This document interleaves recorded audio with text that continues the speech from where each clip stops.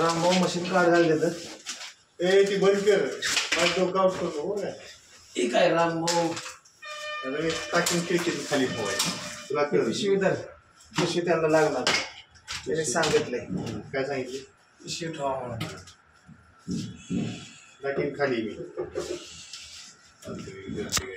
आता इकडं आपलं काम चालू आहे. तर हे आपणच काम केले सगळं. तुझ्या बाहेर केली. तर कसं काय वाटते तुम्हाला सांगा. तुम्हाला आवडलं तर सांगा. तुमचं म्हणतो सगळं काम